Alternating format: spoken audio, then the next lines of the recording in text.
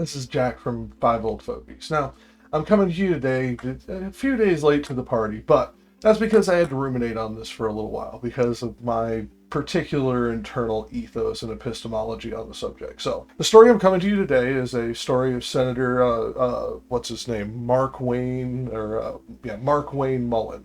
He's from Oklahoma. So, this guy, decent guy, shitty suit. He's standing in the Capitol building on this particular set of stairs where there is a particular bloodstain. And he starts off with, today I bring you like a murder mystery, but it's a mystery that's already been solved. And he starts telling you a story. And that's all this really is a story because of the way that he changes this. So, hey everybody, an old man's talking.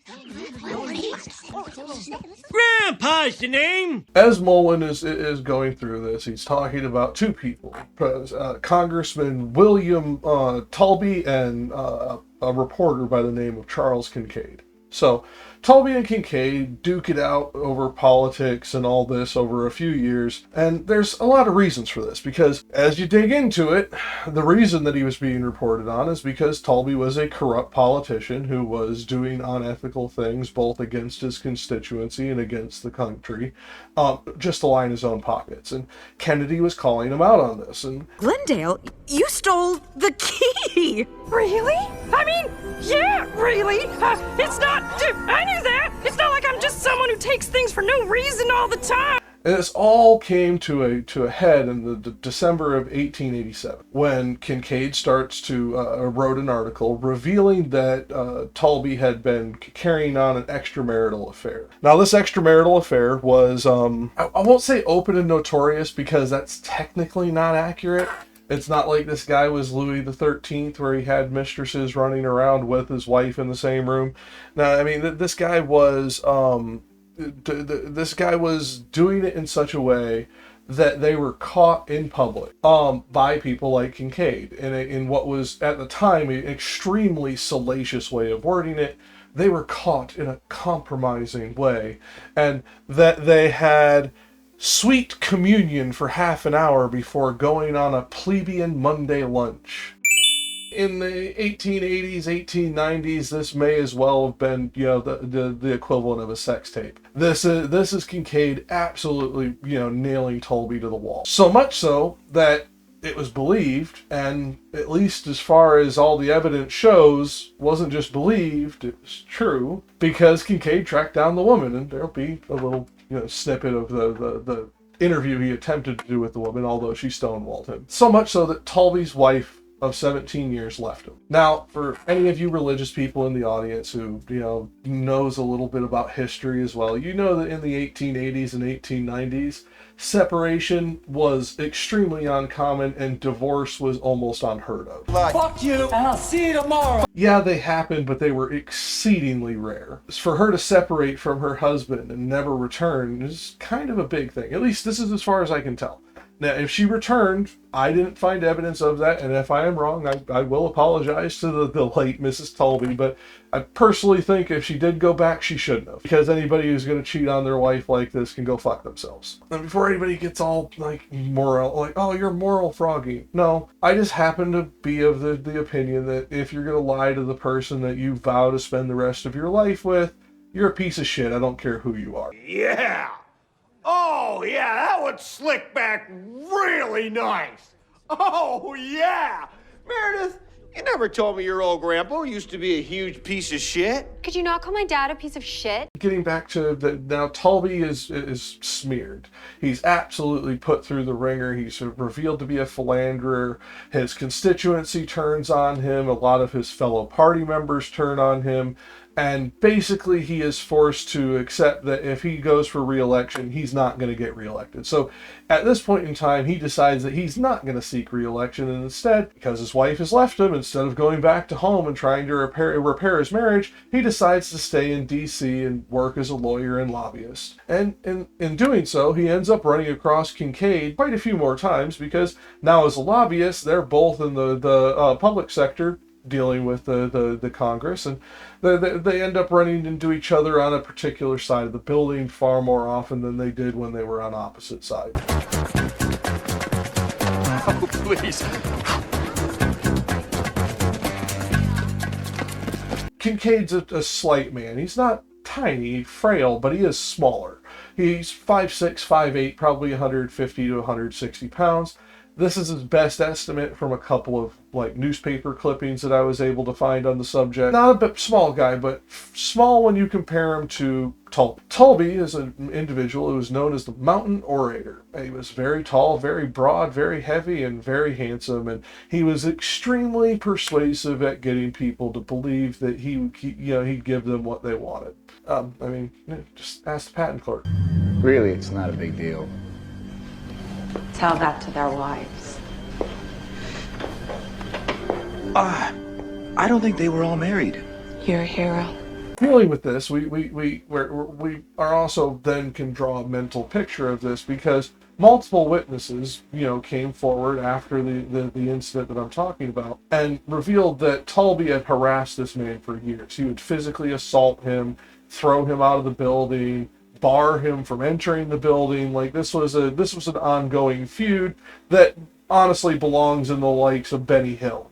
Play yakety sax here, editor, if you have the time. February 28th, 1890. Yes. Taulbee sees Kincaid enter the foyer of the building, heading towards what was the elevators in the Capitol building. Taulbee is, witnesses attest to this. Taulbee marched over to him with a Fuhrer up, and he started to accost the man. He grabbed the man by the shoulder, raised his voice. Nobody seems to know exactly what Taulbee said, other than he was extremely loud. But several witnesses heard what Kincaid said, which was, "I'm here on other business. I don't have time for you. I don't want trouble." Obviously, this is a man not trying to get into a fight. As far as he's concerned, Taulbee can leave him the fuck alone. Taulbee decides, no, this isn't going to happen. He grabs Kincaid by the ear and the back of the shirt, and he forcibly ejects him from the building. And he said, "You had better be armed or go home and arm yourself," to Kincaid after he just physically assaulted this man. Well, this is the 1880s and 1890s. You don't say that to somebody because that's what they do.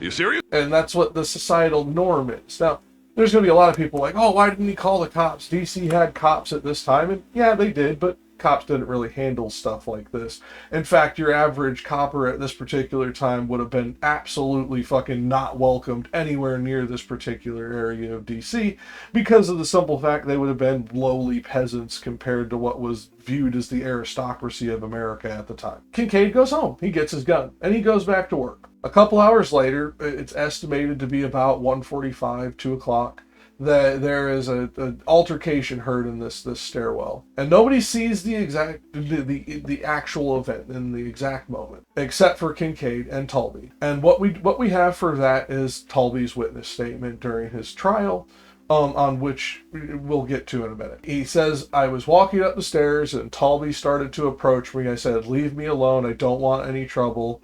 And Taulbee kept advancing on him, and he got an evil glare on him when he realized that we were alone. And he said, and Kincaid said to Taulbee, 'You're going to kill me, aren't you?' And to which Taulbee again did not respond. At which time Kincaid drew his weapon, fired, and shot Taulbee in the face. Son of a bitch! You done messed up! Reporter shot congressman, or former congressman, in the face for being abusive and trying to assault him and being very violent towards him a second time. Going back to Mullin, we're now dealing with a particular instance where this particular senator from Oklahoma is talking about this story as if this is a way we could deal with the particular issues at hand. That fake news, as he and his fucking orange messiah call it, it should be answered with this type of violence. The problem is the story he told, Kincaid told the truth, both about the extramarital affair and that he was defending himself, which is why he was found innocent when he was finally taken to trial, and why he had not one, not two, but 3 separate former congressmen as his defense attorneys when he went to trial. One of which being Daniel Voorhees from, I want to say, Indiana. By the way, interesting guy. He was a copperhead before, during and before the Civil War, He absolutely was not a fan of Kincaid. He would have been more on Taulbee's side. Yet, because of the facts of the case, he chose to defend Kincaid instead of, prosecuting or going after Kincaid or working against his defense. And there was a couple other guys. There was a guy from Ohio, and I forget where the third guy was from, to be honest with you. He's found innocent. The self-defense is found to be true. And 11 days after he is shot, Taulbee is dead. He dies alone. Obviously his wife has left him. Basically the only ones that are left to him is I think 5 children. And of those 5 children, at least to my knowledge, only one of them was at his funeral. Oh, that's gonna hurt! Because that was all that was listed in the paper. Now that could just be so many lines of ink on the page.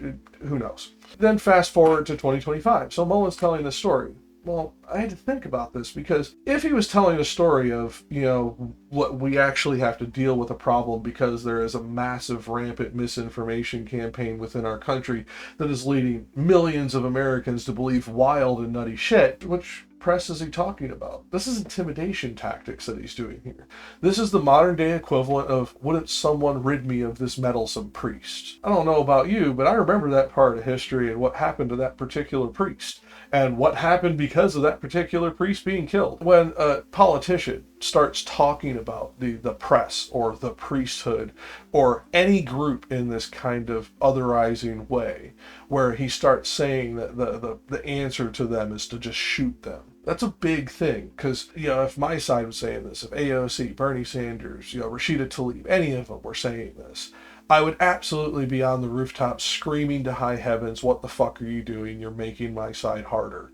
You're making it harder to support the left, because it's wrong. What you're doing is you're making the country more unstable. I support political violence. I support civil disobedience on a violent basis. That's the reason why I'm doing this particular article, is because it brought to my attention because of this. Yet that's not what this is. This is press intimidation, or at least attempted intimidation. Again, an attempted incitement to violence, much like that meddlesome priest comment all those decades ago that led to so many more people dying than just that priest. Will no one rid me of this meddlesome priest?